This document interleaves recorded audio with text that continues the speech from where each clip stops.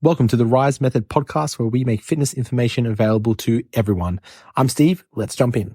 What's up, guys? Coach Steve here, and welcome back to another episode of the Rise Method podcast. In today's episode, I'm joined with Laura. Laura, how are we doing today? Good. Thank you for having me back again. Yes, well, look, we needed our resident human to chime in for today's episode where we are. Okay, thank you, resident human, for correcting me there. Where we are going to be talking about diets, some popular diets, and how those popular diets may work for people who are trying to lose weight. Hot topic. Yeah. Hot topic. Yeah. Now, first thing to appreciate when we look at dieting is that it does have a pop culture associated to it. Yes. You know, you scroll through Instagram, you scroll through Facebook, you're on the TikToks or the YouTube, whatever's popular now, you'll find popular diets. And there are common diets that are kind of like a season. You know, it's kind of like fashion. They come in, people talk about them, they leave, they come back, maybe a few months, a few years later, they cycle through. Others, different brands, different haircut. That's it. Exactly right. And, you know, there's some that come, they have their popularity, and then they leave in a nice big bang, right? And then others, they just cycle and come back, right?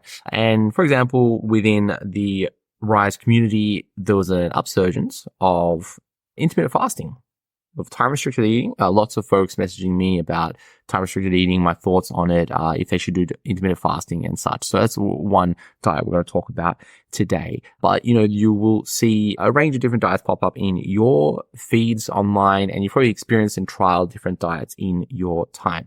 And the thing when it comes to different dieting strategies is that most of them work. Yeah. Okay? Most of them work, one, if you follow them, right? And two, if they follow an underlying principle. Yeah. And that principle is that we are restricting our energy intake. So we're just consuming less energy. And there's, you know, different ways that we could do that.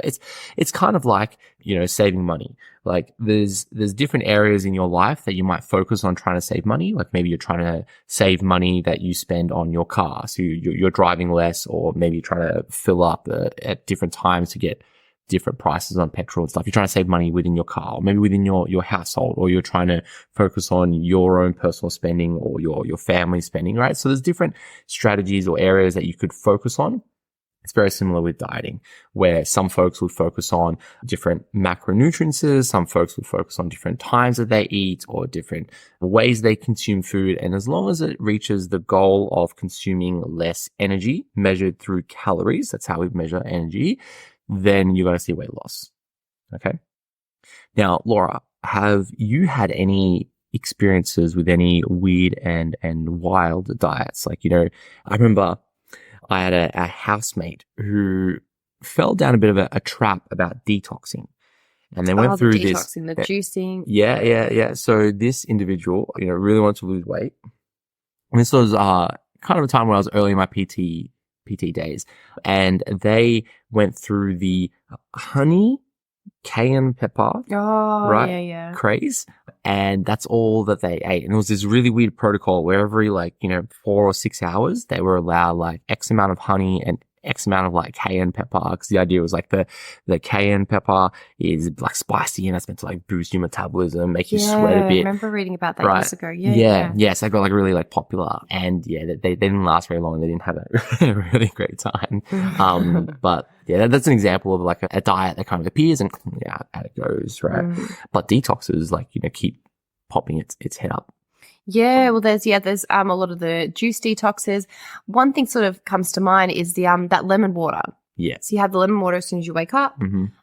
I believe before you go to bed or whatever the situation is. But lemon water, is there any truth behind having lemon water as soon as you wake up, Coach Steve? No, not at all. Well, like lemon itself is refreshing, of course. Yeah.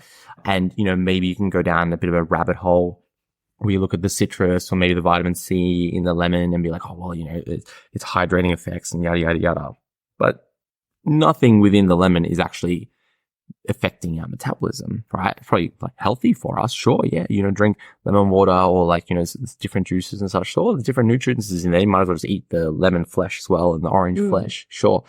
But I think things like that approach, if you replaced your morning breakfast, let it be, what's a typical Australian breakfast these days. Let's say you're having like, wheat beaks, With toast on the go. bit of toast on the go, and then The overnight oats are the massive thing at the overnight moment. oats. Yeah. So let's say that's your normal breakfast. Maybe like between 500 plus calories in that meal. Yep. If you replace that with lemon water, Yeah, right? right. Yeah, You're yeah. just now not consuming 300 to 500 calories extra Yeah. per day. And sure, you might be a little bit hungry later. You might eat a little bit more, but if everything else was uniform, like if you had the same lunch, same dinner, but you just like replaced your breakfast with lemon water, you're then consuming 500 calories less for the day, right? So if you looked at that instance in isolation and you had two people, one person went on their lemon water instead of breakfast, another one ate their breakfast, the lemon water person is going to lose weight.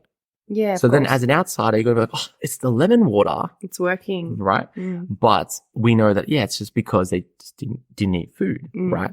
So it does kind of get in the realm of a bit of like critical thinking where you go, well, like, why? Was it the lemon water? Mm-hmm. Was it like the magical blessing on the water? Was it like some homeopathy strategy? No. It's mainly the bigger principle of you consumed fewer calories than you did before, and that led to weight loss. And I think that's a massive thing with any diet is that, well, yeah, of course, this juicing detox is going to work, or this, having your soup or the broths or whatever detox you're doing, because ultimately you're consuming less calories. Mm-hmm. You might be adding some more exercising because you're going down the detoxing and the weight loss journey.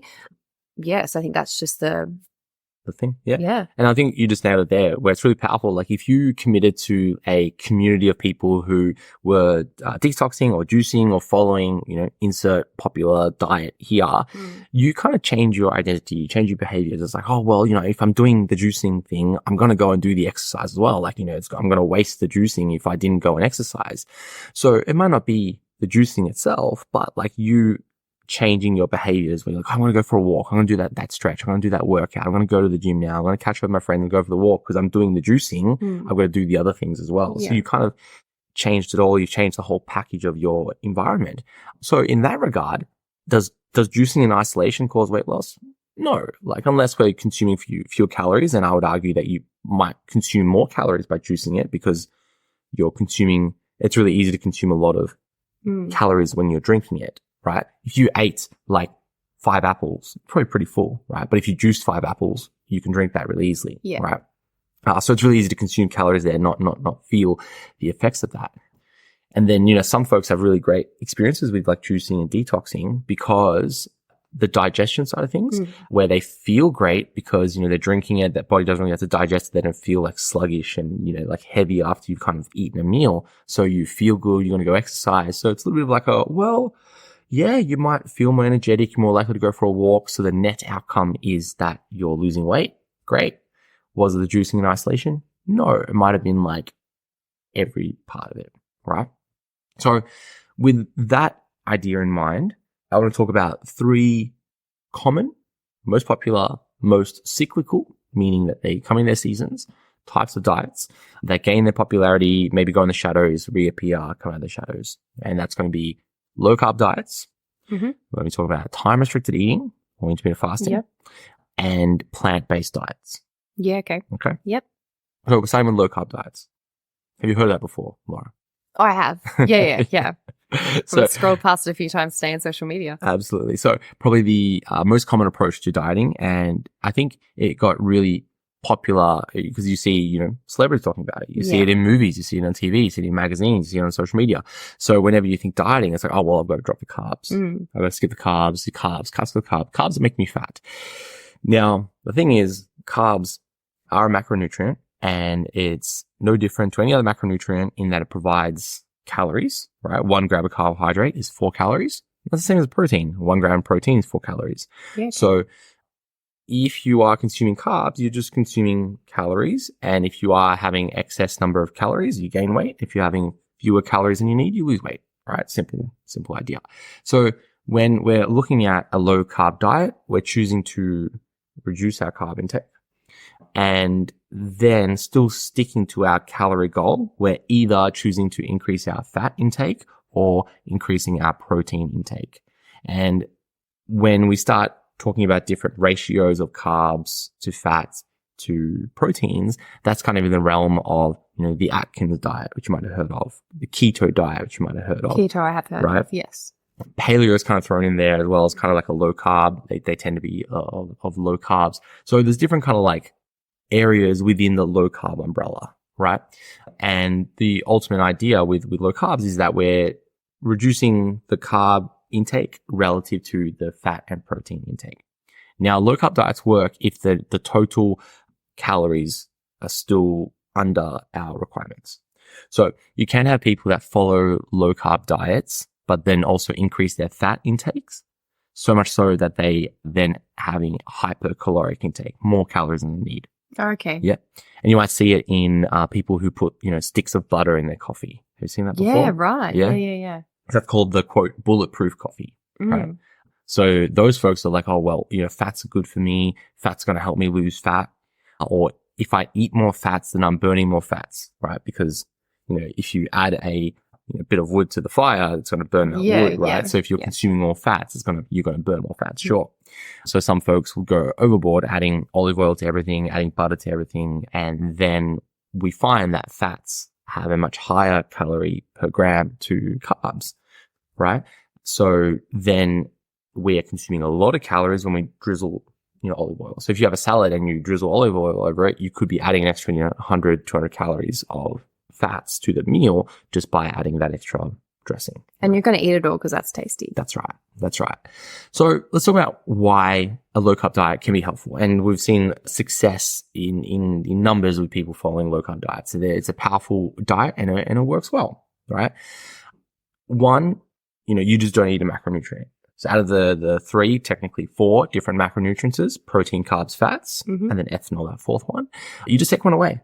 So you're only really having proteins and fats. And the reason why is because fats are important for hormone production, also important for us to absorb vitamins and minerals. So we need fats in our life.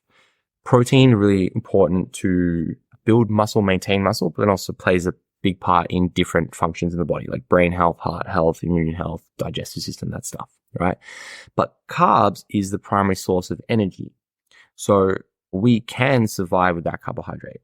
We can't survive long without protein and fats, but we can survive without carbohydrate. So it's easy mental decision to be like, well, yeah, I don't need carbs, so I don't need carbs. Take it away. Take it away. So great. Take it away. And it works. What then happens is when we look at the food groups that are high in carbs, they're often the foods that are the most tasty. Yes. So we're talking about pizza. We're talking about pastas. We're talking about rices. We're talking about lollies and chocolate and soda and muffins and cakes. All these foods are really high in carbs. Yeah. So you can have these foods if you want to, but how hard is it to stop at a serving of pasta, especially when the pasta is, like the size of your palm, right? That would be a serving of pasta, but most of us are having like 2 or 3 servings of pasta because it's really easy to consume, really easy to overeat. Same as like, chocolate and lollies and sweets, cake and muffins. These foods really easy to overconsume. And for a lot of us, we don't have the discipline to limit ourselves. So if you had a hard and fast rule, I don't eat carbs, great. I just don't have those foods. You're unlikely to overeat on those foods. And then you replace that carbohydrate with another type of food, let's say like a carrots. And sure, carrots have carbs in them, but very small amounts relative. So you munching away on a carrot, you're unlikely to overeat on a carrot as a snack versus having a chocolate bar, right? So this works really well for people. Hard and fast rule, I don't eat carbs, less likely to overconsume. Yeah. Right. Much easier when you go out and you're looking at a menu at a restaurant, you can just eliminate those pasta, pizza columns. Yeah. And just stick to one section, not be tempted. Yeah. So when we look at like long-term success in diets, if there's a really simple rule that is just really straightforward, and sure, the hurdle is learning what is carbs, what foods have carbs in them, right?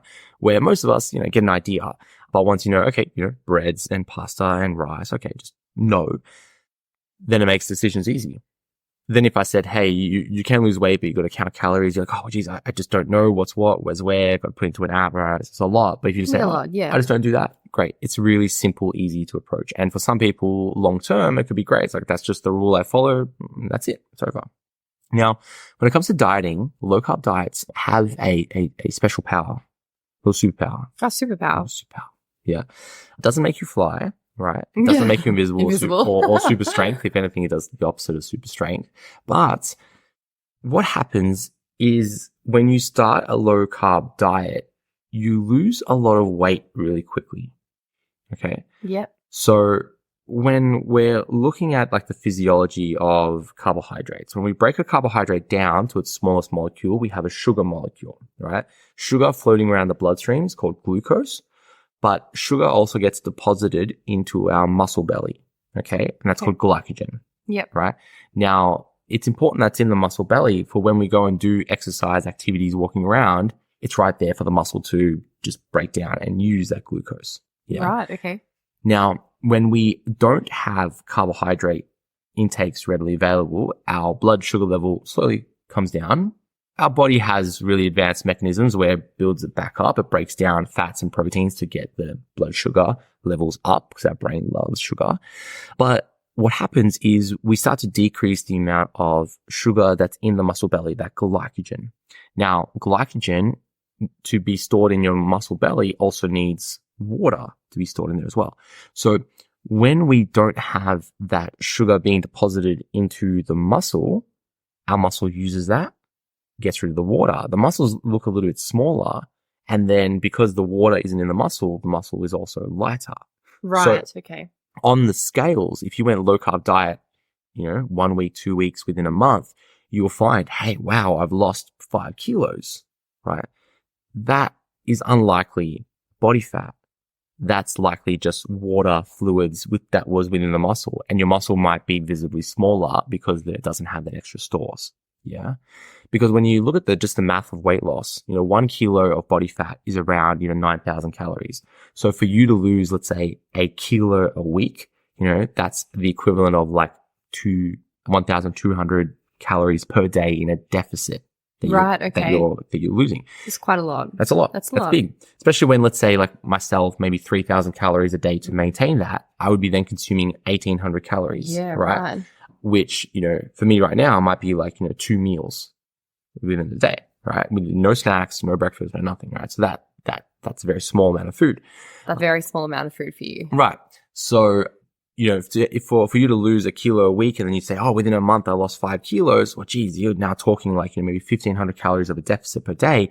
If you are, 70 kilos, mid 30s, female at 160 centimeters tall, like, you're seen. Right. That's a very big percentage of your body weight, right? Your calories per day might only need to be maybe 2,000 calories, right? And you're at a 1,500 calorie deficit. So you're going to consume 500 calories. The math doesn't add up there, right? So the superpower in that though, because the back to superpower is if you lose 5 kilos in a month, you're like crazy motivated, right? Oh, you've pulled big numbers. You pull big numbers. Yeah. You're like, wow, what I'm doing is working. Yeah, I've lost 5 kilos in a month. Yeah. You might be feeling like shit. Sure. Your muscles might be a little bit smaller. Sure. But if you see the number on the scale go down 5 kilos in a month, amazing, this is working. That's motivation to keep going at it. And when we're talking about the balance of sustainability and motivation, a sustainable weight loss rate is, 0.5 to 1% of your body weight per week, right? If you're 60 kilos, that's like 300 to 600 grams a week that we're looking at for weight loss as a sustainable target. And that might not be super motivating. You've been working hard, you've been dieting every day, you've been tracking your steps, you've been going to the gym, you look at your progress over the week, you've lost 300 grams on average if you're measuring it out. Like that might not be enough to be like, wow, like this thing is really worth the effort that I'm putting in. I'm seeing this. But on the flip side, if you start your dieting process, maybe 75 kilos or so, you lose 5 kilos in a month. You're like, wow, this is amazing. It's working. I'm going to keep going. All the things that I'm doing, I'm hungry all the time. I'm doing my steps. I'm tracking my food. I'm getting my walking in, my water in, my sleep, all the good stuff. It's working. That's really motivating. And that's a superpower that comes with low carb diets that don't work the same way with other dieting protocols. Yeah. Right. That's why folks have some really great success. And one reason why it becomes really popular because, oh wow, I can get fast results. But is it sustainable? Well, I guess it could be if you're removing a whole food group. Well, the question is like, who is this sustainable for? Yeah. Right. There are folks that, simply don't like eating carbs. As crazy as that sounds, they just don't prefer it, right?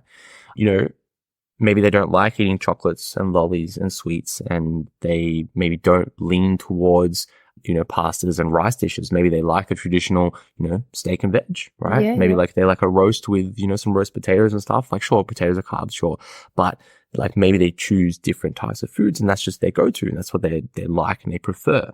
So it really comes down to preference. And for some people, this can be sustainable long term, Yeah. just to reduce carbohydrate intake. And we're talking about the percentage of it, right? If you're doing something like a 40-30-30 split, meaning like protein, carbs, fats, that's kind of like low carb because it's 30% carbs is in your macro intake. But, you know, you could drop that down to 20 or 10% or 5%, or maybe looking at like 50 grams of carbs a day. Like there's different levels of low carb, right? And I think when it just comes down to the simple rule-based idea, like that can be really helpful for some folks. It's like, hey, I can do this diet forever. It's really simple. Just don't eat carbs. Yeah. Right? So it all really does depend. Yeah. I guess it's probably easy for family and friends to support you when they're putting on like a brunch or a lunch. They know exactly what you're not going to eat. Yep. Instead of being like, oh, what is it? Is that plant-based? Is that, you know? Yep. Now, talking a little bit more about limitations. One, of course, is that you go through a very steep fatigue process. Yeah. Yeah, okay. Because, you know, things like your muscle belly doesn't have the sugar ready to go, or you don't have the same level of like blood sugar. So your brain is like, oh, geez, where's this sugar? You know, you may experience lots of lethargy, fatigue, tiredness, and some people can't cope with that, right? So, you know, you might last a week or two and you're like, this is shit, right? There is light on the other end of that where your body gets better at breaking down fats and breaking down proteins for sugar. And that's a fancy word is called gluconeogenesis, meaning gluco is the glucose, the sugar, neo meaning new, and genesis meaning creation. So your body gets better at that process. So after a period of time, you know, could be 2 weeks, could be a month, could be 2 months, 3 months, you get better at it and you find that you might have a bit more energy than before because you now have more sugar floating around in your blood because your body is better at breaking down fats. Okay. So there is light at the end of the tunnel, but that fatigue, a lot of folks can't make it through. Okay. If you're restricting foods that are high in energy, that can affect things like your training performance. Yeah, So, right. you know, if you had like, let's say a banana, right? Lots of sugars in a banana, really easy to digest, enters the bloodstream. You kind of get a little bit of a buzz from banana buzz. And, you know, you go to the gym, you can have a really great workout because you're like, oh, great, I'm, you know, hyped up from this banana. If you take that away and you're now having like some chicken and some almonds before you go and train, you kind of don't have that same like little sugar rush that could lead to a really great workout, right? So chronically over time, that can affect our performance in the gym, our stimulus in the gym, and then the potential muscle building effects of that. So that needs to be in consideration because if we're not getting the same muscle stimulus, then we're losing muscle. And if we're losing muscle, our metabolism starts to decrease. So then the overall calories that we need for the day slowly comes down, right? So then you need to restrict your calories even further to continue to see results. And it's a bit of a negative cycle with that. You lose more muscle, you consume less food, you lose more muscles, you consume less food. Next thing you know, you're eating next to nothing and you're not losing weight and you're not sure what you've gone wrong, right? And then the other side of it is that if you don't have that same level of like constant energy rush from consuming carbs, you're less likely to go and want to, you know, clean the house or go for a walk or do physical activity, then your step count decreases. And then again, your metabolism decreases and you get that negative feedback loop again. So there's definitely some strong benefits and some limitations in low carb diets. Yeah, great. Yeah. Yep. Okay. So let's move on to the next one. We have time restricted eating. And you'll find that there are some similar themes with time restricted eating to low carbs. Yeah. Yep. And often people pair the two. Yeah. Where they'll go through time restricted eating and low carb because, okay, you get the best of all worlds and throw it in together. Right. Okay. So what is time restricted eating? Simply that you are restricting the window of time that you eat food, and the window of time can vary. So some folks might start, or most normal, quote normal people that are following the standard food intake, so even on like a specific diet, they might follow something like a 12-12 eating window, meaning that they finish eating at, 7 p.m. They, get ready for bed, they go to sleep, and then they have breakfast at 7 a.m. So they're not eating for that like 12 hours throughout the day. That might be something that's normal. So that'll be like a 12-12 window. Then we start to get into like this time restricted eating where you might go that you're eating within a 10-hour window, and then you're kind of fasting or not eating in like a 14-hour window. And then you slowly restrict it more and more where you're eating in an 8-hour window, a 16-hour period where you're not eating, and then down to maybe like a 6-18 window, or even like a 4-20 window. Yeah, right? wow. And some people even down all the way to like 1 meal a day type people where they would only eat 1 meal a day, maybe lunchtime, and that's their food intake, right?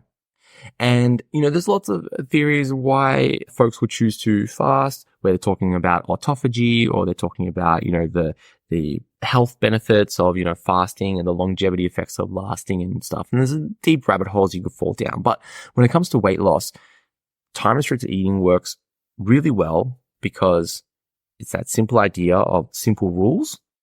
And you simply say, I don't eat at these times. So if you say after 6 p.m., I don't eat hard and fast, and then I don't eat until 12 o'clock the next day, midday, that would be something like a 6-hour eating window. So you're eating from midday to 6 p.m. That's the only times that you're allowed to eat food. And then you don't eat food for the 18 hours, right? If that is like a simple hard and fast rule for your life, you're not snacking at night. You're not going to the fridge at, 8 p.m. to grab like the ice cream to sit down and watch Netflix. You're not, eating breakfast. You're going to work and you're not having the morning teas, the cakes, the lollies, the sweets, the snacks in between.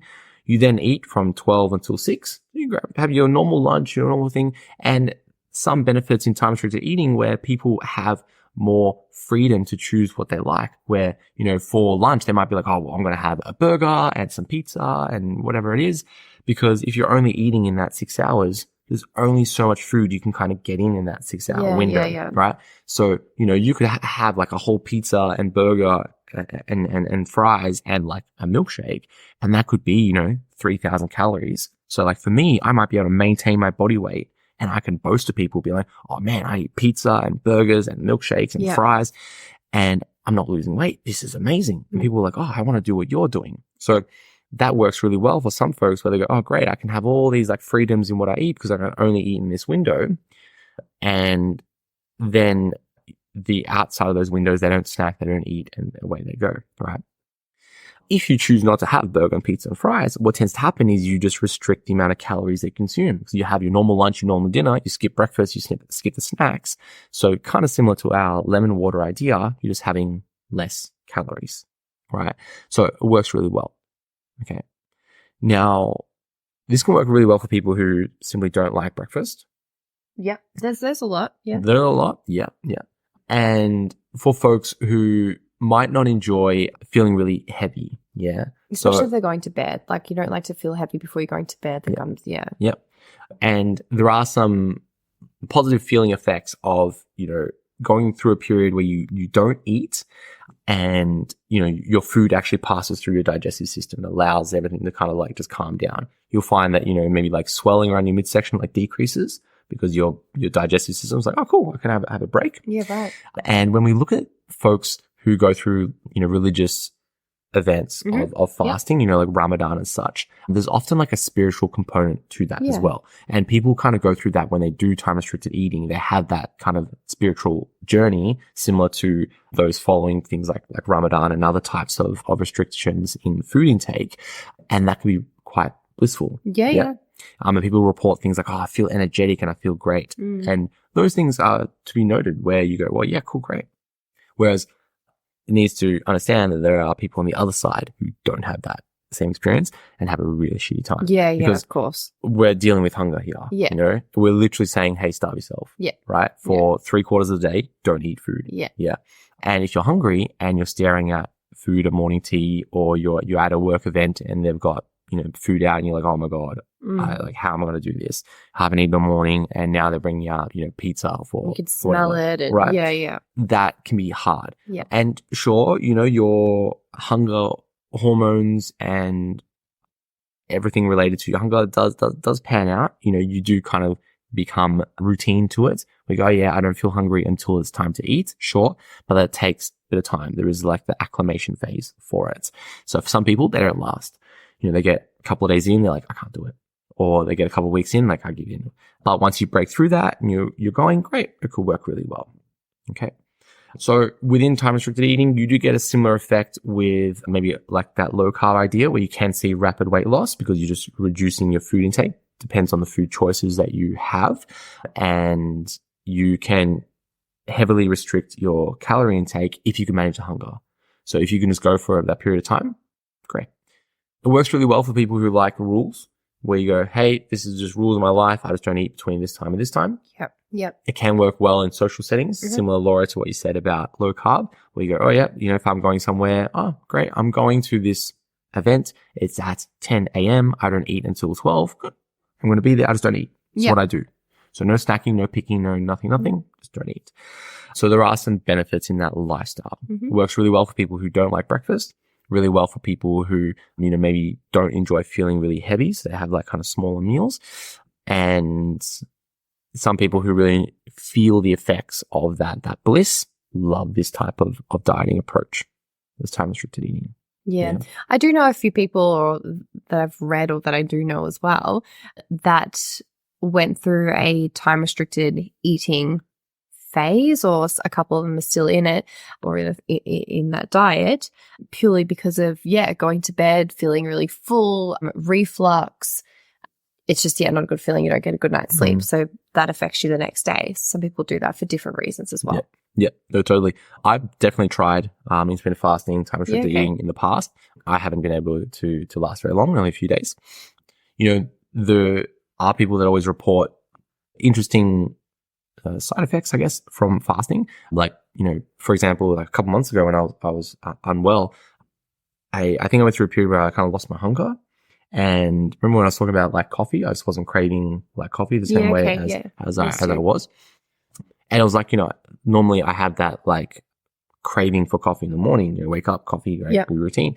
But as I went through that like period where I was a little bit unwell, hunger wasn't there, I was kind of like self-fasting in a way, that craving just wasn't there. So people have these kind of reports where like, oh geez, I fast and I don't have the same desire for sweets or lollies or, I don't know, Coke or cigarettes or alcohol, whatever it is. You may have that experience as well. So there are some, oddly reported side effects that can happen. So give it a try. Definitely works. Large populations of people who've had crazy success with it. It can be sustainable over a period of time if you enjoy that lifestyle, enjoy the rules, enjoy that type of eating. Now, when we're talking about some limitations, very similar to low carb diets, where you're restricting food, you're restricting energy, and you can feel tired, fatigued.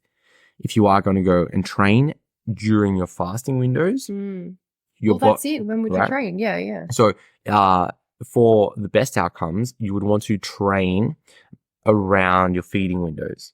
So if you're going to eat between 12 and 6 p.m., you may want to break your fast with a little bit of food, like let's say that banana idea. You go and train and then you eat your feeding window, so that your body, when you've broken down your body slightly through training, you are then nourishing it with nutrients so that it can recover and heal and grow. Because if you then train like outside your window, let's say you train at 6 a.m., but then you're not eating until 12, your body's there, like, wanting nutrients and energy to grow and food to grow, but you're just not giving that. So you kind of blunt the kind of muscle building potential. And then you can have that similar idea with low carbs where you are, slowly breaking down muscle, slowly decreasing your metabolism. And then you're stuck to a point where you're only eating like a couple of salads a day. And you're like, why am I not losing weight? Because your metabolism is low. Your muscle mass is low. Right. So it can not work out when we look at that training side of things.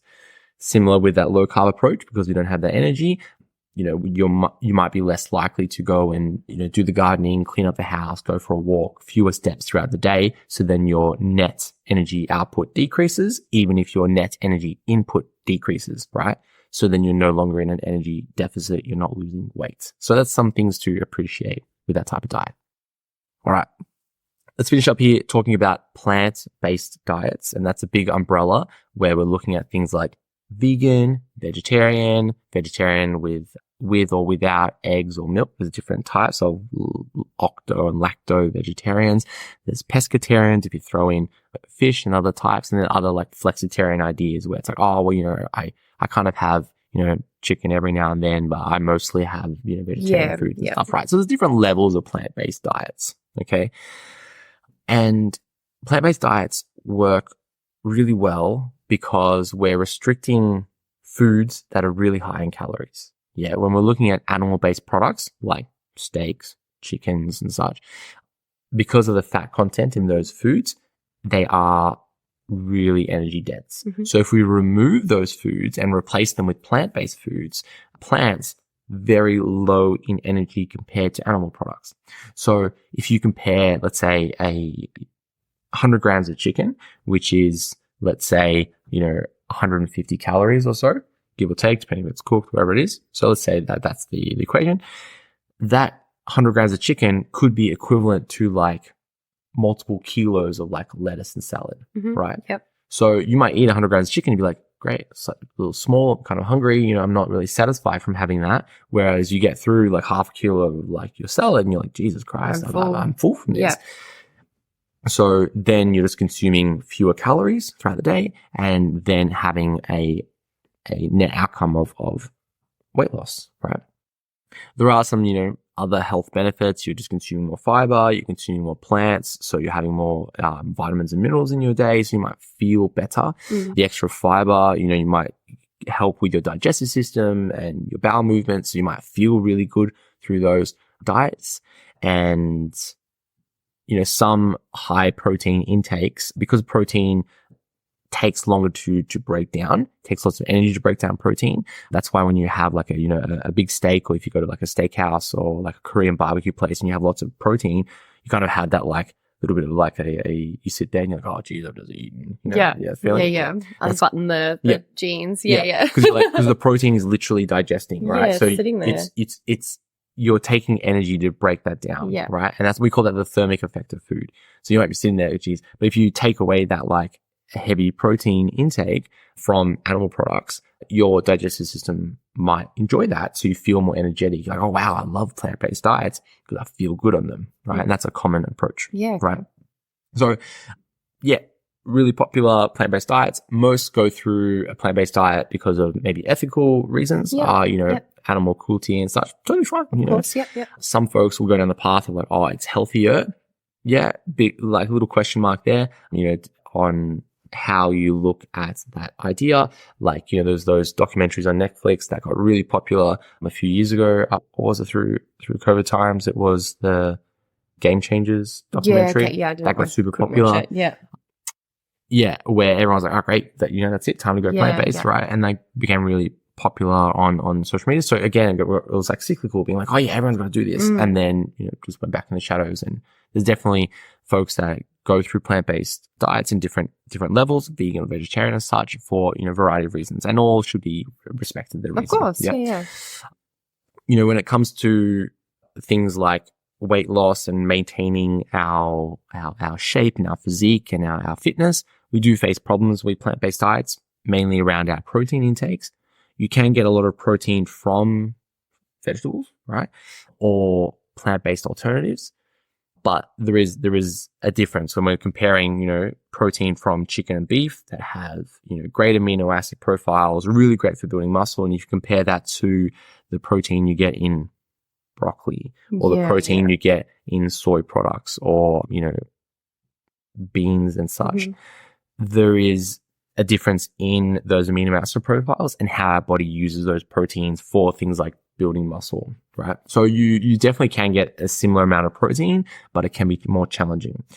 We face problems where the digestion of protein can be different, where we're looking at fiber now thrown in. So digesting beans might be different to digesting things like chicken, where sure, it takes longer to digest chicken in the stomach, but then that entering the bloodstream is a little bit different. So there are some problems around that. And then we face problems with other things like vitamin B12 absorption, and that is very linked to energy. So we find that some folks going on plant-based diets end up having lower energy throughout the day, partly because they're consuming fewer calories, and fewer like protein intakes. So then they feel more tired, and then they decrease their energy, like physical activity levels, resulting in, no weight loss. There are some folks who go through a kind of junk vegan phase where they go, oh, well, look, this, chocolate is vegan, or this lolly is vegan, or like, hey, geez, Coke and sugar is vegan, great, So people go through a phase where they're like, oh, well, this is vegan, it must be healthy for me, but it's not necessarily healthy per se, or it's really high in calories, right? Some folks will be like, great, I'll just do, meat alternatives, right? And they're really popular now. You look at, they're everywhere. They're everywhere. For everything, right? You can get, steaks and burger patties and mince alternatives and sausage alternatives, everything, right? Those foods are probably really great alternatives. Some early versions of those were really high in fats, really high in salt as well. So if you're looking at the health profile of those things where you're like, oh, if you're consuming lots and lots of these and you're trying to be healthy, there's other considerations that have now like flooded your nutritional profile, right? So some things to appreciate when you're choosing a plant-based diet, right? Really great for people who love a simple rule. Great, I just don't eat animal products. How easy is that? Mm-hmm. There's loads of tasty vegan, vegetarian restaurants now. Yep. Different cuisines. You look at places like, Indian food, lots of plant-based options there that are super tasty. So it could be helpful for someone who loves to cook, because you always have options to experiment with foods rather than just steak and veg. You're like, hey, I'm going to make a dal or a curry or, whatever it is. That can also be a limitation where you might find folks who don't like cooking, don't know how to cook. So if they want to go plant-based, what am I going to eat? Just a salad every day? That's not very exciting. No. But if they have the skills to cook, then they can do lots with that and experiment with spices and such, right? Now, in terms of limitations, some folks really struggle with, the taste preference of it, where, if you look at it from a macro level, you look at plant-based meat alternatives like sausages and steak. Why are people craving, a steak experience? Right? By replacing it with a plant-based option, it's like, but they still want the steak experience and taste and texture of it, or the sausage experience, or the mince experience, or whatever it is. So you start to wonder, okay, are we inclined taste-wise to want these types of foods? Is it our upbringing and such? So taste preference is something that we need to appreciate.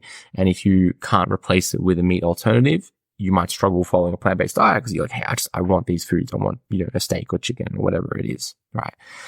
Eating out can be a limitation, even though there is lots of support for plant-based diets now. Yeah, lots of options nowadays. And socially as well can be a challenge for some folks, depending on your environment, where some people are very big proponents of anti-veganism, and, the carnivore diets are on the rise now, where people are only eating meat, which is the dumbest thing ever. Right. So no. Anyway, not going there.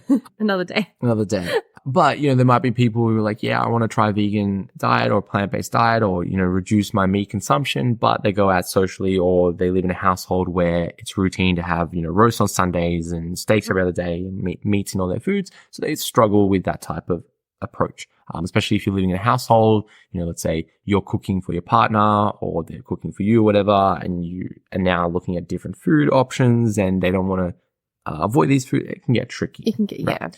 So that's something just we need to navigate, right? But what you do tend to see is that folks who do transition to plant-based diets, lose a lot of weight, right? And some folks lose it in a positive way. Some folks lose it in a, hey, they're getting really skinny type of way, because they reduce their protein intake a lot. Maybe not replace that with lots of exercise and weights training to build that muscle, but they lose the weight. And they're probably ticking all the health biomarkers, and they're probably loving their life, right? But if you're in a situation where you want to develop your physique and build shape and build tone and have that muscular look, you might struggle with a plant-based diet, mainly to get that protein in and the different types of amino acid profiles to build protein effectively. Cool. Have you ever tried a plant-based diet? I think I have dabbled in it a little bit, but I think I went down the path of like, it must be a healthier option for me years ago.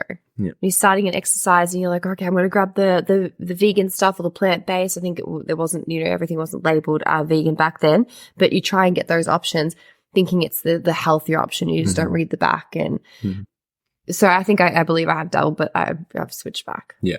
Yeah. I've tried many different diets and things, but whatever the flavor of the month is at the time. Yeah. Yeah. I trialed it a couple of times. I think the first time I got suckered in was I read it in a book. Someone made a quote or a comment or somewhere around being like, gorillas have plant-based diets and they're massive and muscular. So like, it must be good for you too. And I was like, oh yeah. I want to be a big gorilla. Yeah. And they're like, oh, the biggest animals on the planet, like elephants, stuff. Like they only eat plant-based. Yeah, right. Diets. So, they're big enough for them. It's good enough for you. I'm like, yeah, okay. Yeah, it is. That makes sense. That's logic I can follow. Sign me up. Right. And then it's like, oh, look at meat eaters. And like, you got a little tiger or a little cat. And you want to be a little tiger? You want to be like a gorilla? And you're like, yeah, okay, yeah. Yeah. So I got sucked in with that, right? So yeah. And the logic is there. Like, okay, if it's good enough for them, it's good enough for me. Look how big they are, how muscular they are, like, sure, whatever. But then you remember, hey, I'm not a gorilla. A gorilla. And then, in a similar way, it's like, well, you're not really a lion either. So what are you doing here? So we're human and you're average than human. So we're going to appreciate that. So plant-based diets, choose your reason why. It's totally up to you. But when it comes to weight loss, probably the most powerful thing is that you're removing animal-based products that are relatively much more energy dense compared to plant options. You'll find that if you follow a plant-based diet, you're full a lot because you can eat a lot of food within your calorie budget, lots of fiber in there so that you are feeling really full, and lots of nutritious foods, lots of fruits and vegetables and vitamins and minerals. So you're probably feeling really, really good and having really great toilet time as well. So they're always really big positives. Some things to consider is that if you go plant-based, you're more likely to be consuming more carbs because plants are carbs in all sense. So you have the reverse effect of the low-carb diet, right? Where you could actually see some weight gain first because you are increasing your glycogen stores in your muscle. So your muscles might look a little bit bigger because you're eating a lot more plants. And because you have more food in your gut, because of the fiber, it digests a little bit slower. There's more food in your stomach, small intestine, large intestine. You've got more, bowel movements happening that have yet to come out. So you are heavier because you have more food in your digestive system, right?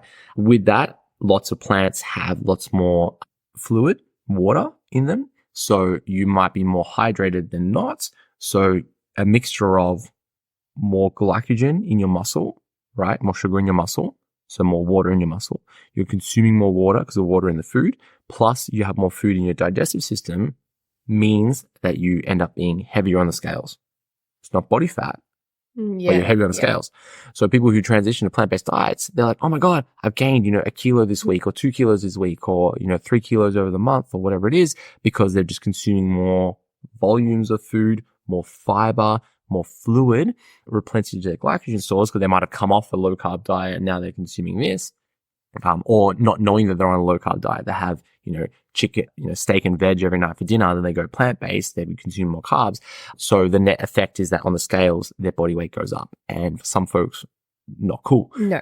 Even if they start losing body fat, the difference might be that they've, maintained their body weight over the course of like a month or two. Like, I'm putting all this work in and I'm not losing any weight, but their body fat is technically going down, but they're heavier because they've got more fluid, more food in their gut, and that can wreak havoc for motivation. Yeah, of course. And people can't stick to that. Yeah.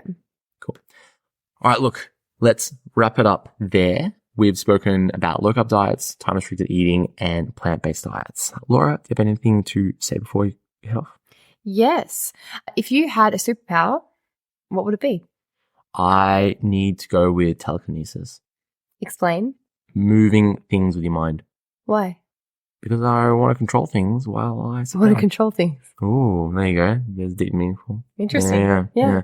Well, no, like if I'm here, I'm like, oh yeah, I want to drink. Great. My mind, pick it up, drink. Here we go. And then with telekinesis, you can fly because you can just. But are you going to fly or are you going to get something to come to you? No, you can mentally pick yourself up and fly. Interesting. There are other better superpowers out there. Like what? I'm going to have to let you know next week. I'm an overthinker. Okay. Yeah. You think about the deep meaningful behind the superpower. But if you're listening to the podcast, let us know what superpower you'd like to have. Yeah, or why I went with telekinesis. Yeah. You can unpack that one. Cool. Thank you so much for listening, and we'll catch you next week for another one. Bye.